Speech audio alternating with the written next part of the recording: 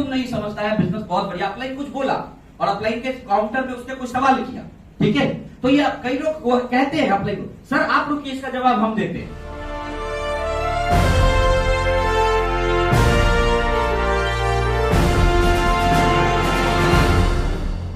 भाई साहब आपका एसोसिएट है वो, आपके पास अगर लगता है कि नहीं अपलाइन से ज्यादा मैं कन्विंस कर सकता हूं इसको, तो आप कल दोबारा आ जाना अकेले और खूब कन्विंस कर लेना। लेकिन आज आप अपलाइन को लेकर आए हैं तो अपलाइन को बोलने दीजिए, हो सकता है कुछ नई बातें आप सीख लें, सही है। तो जब अपलाइन को लेकर जाए ना, तो हमारे अपलाइन सिखाते थे कि आप मुंह पे टेप लगा लें।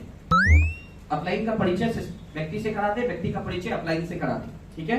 और जब परिचय कराएं तो परिचय कराने में इस बात का खास ख्याल रखें कि हम परिचय किस अंदाज में कराते हैं। कई बार हमें क्या लगता है कि हम ज्वाइन कराने किसको गए हैं, सामने वाले को, जो मेरा मित्र है, तो हम उसका परिचय बहुत बड़े तरीके से करते हैं कि वो खुश हो जाएगा और ज्वाइन हो जाएगा। और जिसको ले गए हैं उसको समझाने के लिए उसका परिचय बड़ा मामूली अंदाज में कर देते हैं, ठीक है। तो इससे क्या होता है, जिनको आप लेकर गए हैं फिर उनका प्रभाव जो है उसके सामने कम हो जाता है, ठीक है। आप इस बात समझिएगा कि जैसे मैं गया किसी के साथ प्लान में, किसी के फॉलोअप में, और वो सामने वाला व्यक्ति गया किसी संतोष जी का फॉलोअप करने। अब वो संतोष जी बैठे हैं, अब ये व्यक्ति संतोष जी को ज्वाइन कराना चाह रहा है। इसका मकसद क्या है, संतोष जी को हम ज्वाइन कराएं।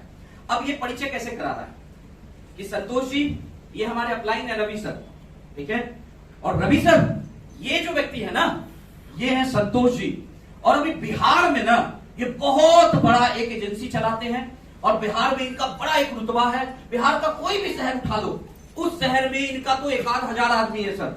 ये तो सर जिसको कह देंगे ना वही बिजनेस ज्वाइन कर जाएगा। मैं तो कह रहा हूं सर ये खाली एक बार बात समझ जाए ना तो ये तो 1 महीना में डायमंड बन सकते हैं। पूरा महिमा मंडन संतोष जी का कर दिया। अब संतोष जी के साथ क्या होगा पता है, एक कुर्सी लाइए बताता हूं, एक यहाँ पे कुर्सी दीजिए, आप बैठिए, अभी ये दे देंगे, ये वाली दे दीजिए ना। अभी देखिए क्या था, अभी मान लीजिए यहाँ पे एक और आदमी, आइए संतोष प्लीज यहाँ पे आइए। अब ये मेरे अपलाइन थे जो आए थे और मैं वो संतोष जी को जिसको प्लान देने वीर बहादुर जी लेके आए फॉलोअप करवाने, और ये अपलाइन है। तो अपलाइन का परिचय क्या कराया, ये मेरे अपलाइन है। अब संतोष जी का परिचय कैसे हुआ आप देखिए। संतोष जी अब ऐसे होना था बट मैं आपको दिखाने के लिए ऐसे बैठा। अब संतोष जी ऐसे बैठे थे पहले नॉर्मल, उसके बाद संतोष जी का परिचय होना शुरू हुआ। सर संतोष जी जो है ना बिहार में ना सर क्या हस्ती है संतोष जी। अब संतोष जी जो ऐसे थे वो तब तक ऐसे हो। और संतोष जी के बारे में सर मैं बताऊं तो बिहार में जितने भी डिस्ट्रिक्ट आप जानते हैं हर डिस्ट्रिक्ट में इनका 10,000 आदमी है। अब संतोष जी ऐसे और सर संतोष जी चाल है ना तो 6 महीना इनके लिए काफी है डायमंड बनने के लिए। सर हम इनको समझा रहे थे, ये समझ नहीं रहे थे, इसलिए सर आपको ले आए हैं। अब संतोष जी ऐसे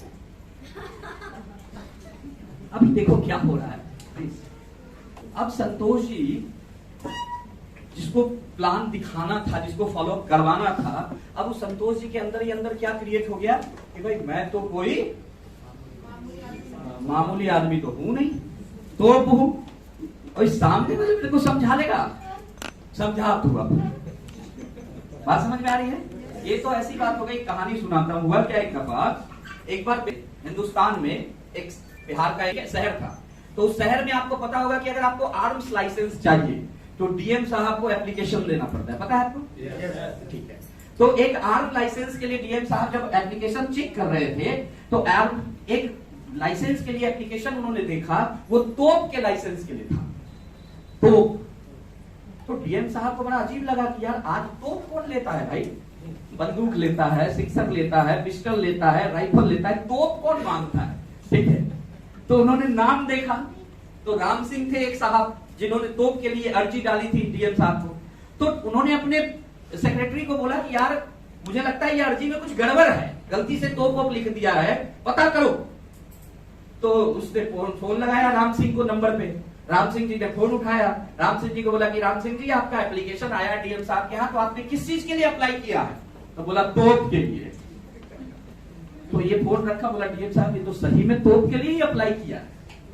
तो डीएम साहब बोले पागल है क्या, तोप किसको चाहिए यार, बुला उसको। वो आया, डीएम साहब के केबिन में बैठा।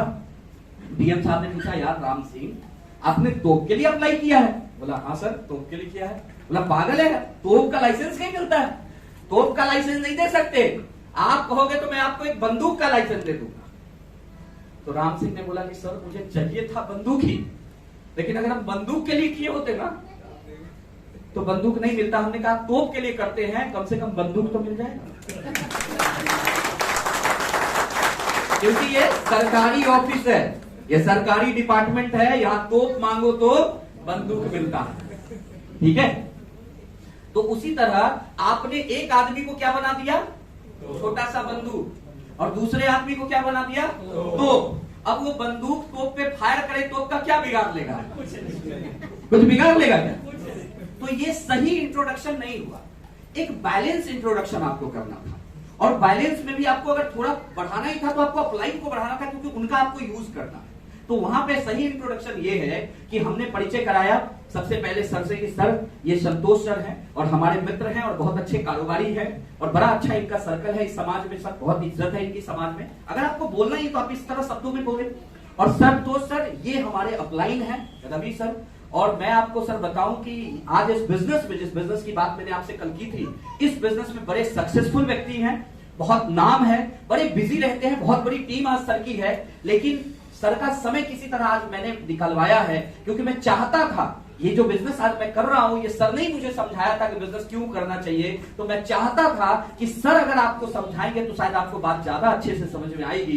इसलिए मैंने आज सर से रिक्वेस्ट की कि सर हमारे एक मित्र हैं तो प्लीज सर आप चले। तो आज सर का मैंने वक्त निकाला है। तो मैं चाहता हूं कि जो सर ने मुझे बताया था, जिस वजह से मैं जुड़ा, मैं चाहता हूं कि सर वो बातें आपको बताएं, और उसके बाद कि सर ये सब प्लीज सर कह के और अपने मुंह पे क्या करना है? टेप छाट लेना। ठीक है, अब बीच में आपको बोलते नहीं रहना, नहीं तो कई बार ऐसा होता है ना कि सर अपने कमजोर पड़ रहे हैं तो हम ताकत देने आ जाते हैं।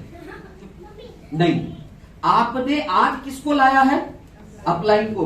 तो आज अच्छा बुरा बहुत अच्छा जो हो रहा है वो अपलाइन को कर देते। और अपलाइन का जब खत्म हो जाए तो बहुत सारे लोग एक गलती और करते हैं। कई बार अपलाइन अपनी गाड़ी से आता है, आप अपनी गाड़ी से आते हैं, तो अपलाइन को आप कहते हैं सर आप निकलिए हम आते हैं, और फिर अपलाइन के आधे घंटे के फॉलोअप के बाद आप फिर शुरू होते हैं 1 घंटा हम करेंगे। आपको क्या लगता है कि उससे बहुत बात समझ में आ जाएगी?